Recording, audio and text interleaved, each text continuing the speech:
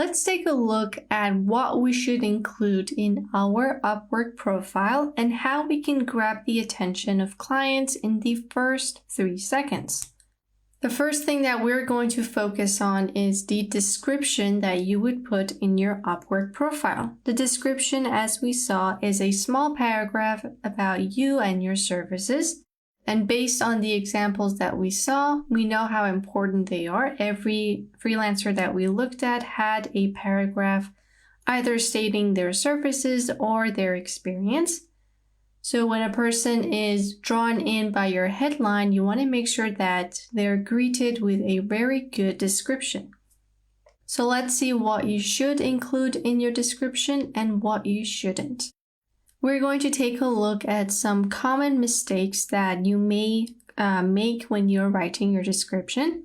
And by looking at a few examples, you can learn what you shouldn't put in your description and what are some mistakes that you can avoid.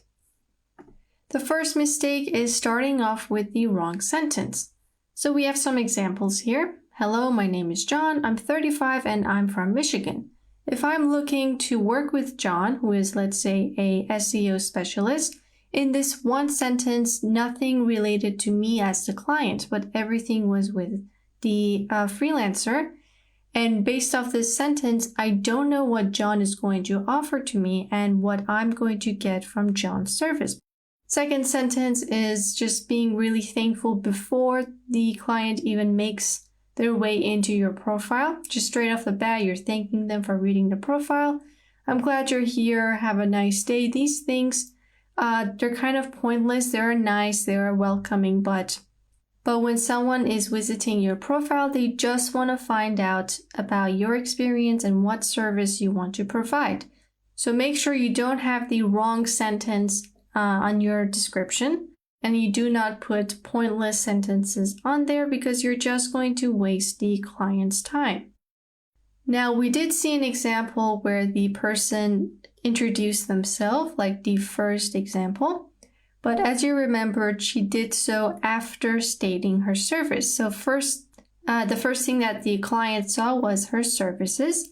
And then below, she started talking about herself, her experience, the school she graduated from.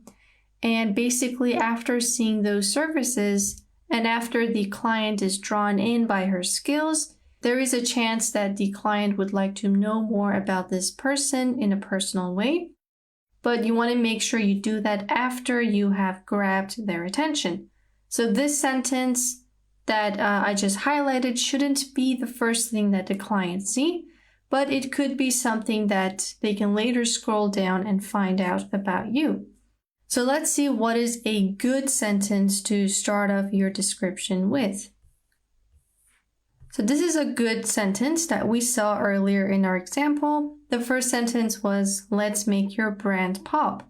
So if I'm looking for someone who can help me with my company's branding, I would want to see this sentence. Immediately, the person's telling me that I can help you. And the question that I would have as a client is, oh, great, how? And then I would scroll down and see the services. So this sentence is good. It's a call for action. Basically, the freelancer is like, come work with me. I can make your brand pop. So this right here is a good sentence to start with. Let's look at another common mistake, which is to repeat your headline. So let's say this is the headline. Branding specialist, pitch text. So you don't want to repeat your headline in the description because the client has already read that about you and they already know that you are a branding specialist and you make pitch text. So you don't want to repeat that multiple times throughout your description because there's no point. They already know that about you.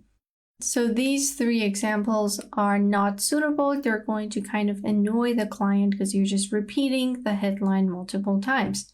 Some people do think that this is helpful because you're repeating that I will do this for you. This is my specialty. But in reality, it's kind of annoying and inconvenient for the client to read your headline multiple times in that tiny paragraph that's on your profile. But a good sentence that you could put is, with 20 years of experience, I can make your pitch deck stand out. So over here, I'm not saying that I am a branding specialist, but instead I'm bringing in my experience and the many years that I have worked. And basically we are taking a small bit of the headline, just this term, but I'm not telling them again that I'm a branding specialist. I'm bringing in something that can be impressive to the client. So if this was the first sentence, in the first half, I would be impressed. I'm like, wow, this person has 20 years of experience. And in the second half, I can find out that this person can indeed help me. And if I'm looking to get a pitch deck from this person, I would continue reading because this person is already telling me that I can help you. And they can help me with the 20 years of experience. This makes them more credible. Now let's look at a third mistake, which is to tell unnecessary stories. You don't want these stories to be the first thing that the clients see. It's not really important to them what you wanted to be as a little boy or how you grew up or some motivational speech. These are just useless for the clients because they're just here for the service. And instead you're wasting their time by saying unnecessary things, such as when I was a little boy, I wanted to be a doctor. I grew up with 3 brothers and 2 sisters. I always thought I wouldn't make it as a photographer. People didn't believe in me, and etc. These are kind of pointless, and you are indeed wasting the client's time. Now, storytelling is not forbidden from your Upwork description, but it needs to be related to what you're doing now. So these things are kind of unrelated. It has nothing to do with the service that you are providing, and it's just kind of pointless. But let's see how we can include storytelling in the description and how it can help. So this is a good sentence. I graduated from Harvard Law and had over 300 clients in the past years. So this person is telling a story about how they came to become this successful freelancer, but it's related to what they're doing now. So if this person was a lawyer and I saw this as the first sentence, I would be impressed because they graduated from this prestigious school and had over 300 clients. So that already tells me that this person is experienced and they can definitely help me in my legal issues. So this sentence does have storytelling, but it's related to the service that the freelancer is providing. Now let's look at some items that you should include in your profile and how you can arrange these items in a way that would benefit you. Let's scroll down, and our first item is experience. Second is education. Third is number of clients. And fourth is your skills. Now, depending on the numbers for you, you would have to arrange them in a way that would impress the client when they visit your profile. So let's take a look at some examples. Let's say that Josh is our freelancer right now. He has maybe 2 years of experience as a branding specialist, 4 years of education background, 200 clients, and he's skilled at maybe 2 programs, let's say. So Josh needs to put his number of clients first in the first sentence. Instead of starting his sentence with, I have 2 years of experience, he needs to start out his sentence with, I have had over 200 clients in my career. So this is the most impressive thing in Josh's profile. It's not his experience, his education, but the number of clients that he had. Let's take a look at another example. Our second example is Mary. So Mary had, let's say 20 years of experience and let's say 4 years of education, maybe 5 clients, let's say they're agencies, and she has 1 skill. So Mary right now needs to focus on her experience and put that on the front line because over 20 years of experience is indeed impressive. But saying that she only has 1 skill is not that impressive. So Mary has to stick with her experience. And if she is talking about her clients, let's say their agencies, so 5 companies, she could actually say that she had 20 years of experience with 5 major companies. She could combine these, but the experience needs to come first because it's the most impressive thing about Mary. Now, let's say you are a young freelancer. Maybe you're 22 and you haven't lived that long to have 20 years of experience or 100 clients. You just started out in this field and you're trying to get experience from Upwork. Let's look at our third example. So Peter has 0 years of experience. He just started out. He has maybe 4 years of education or none. 0 to 4, doesn't really matter. He had no clients so far, but he is skilled at, let's say, 10 different programs.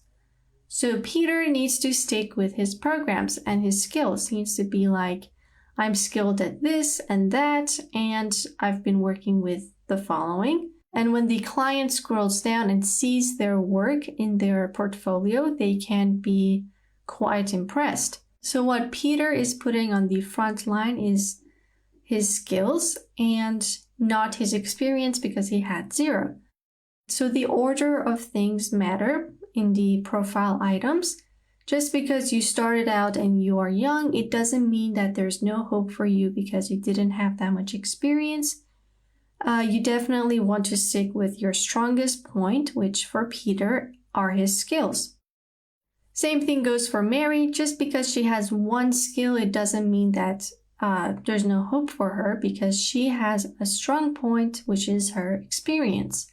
So you need to write these down for yourself based on your career and see which ones you need to focus on when you're writing your description.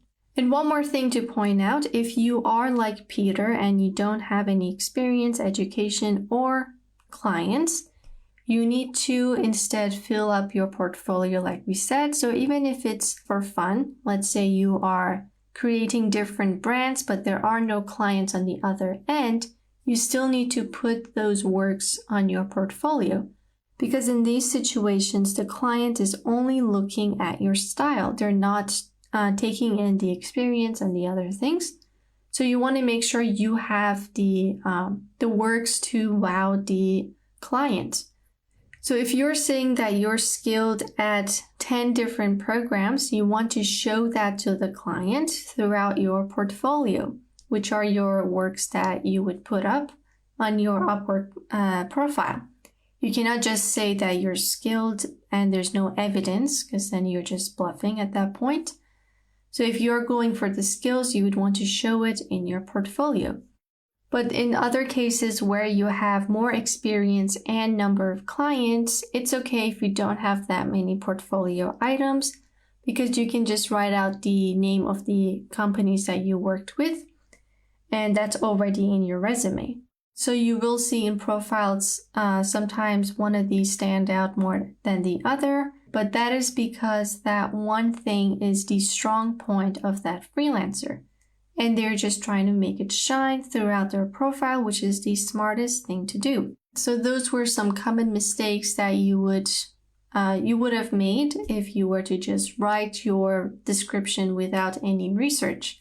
Now that you know what you shouldn't include in your profile and what you should, you can go ahead and start writing out your description. Again, make sure you do research on other freelancers that are in your field.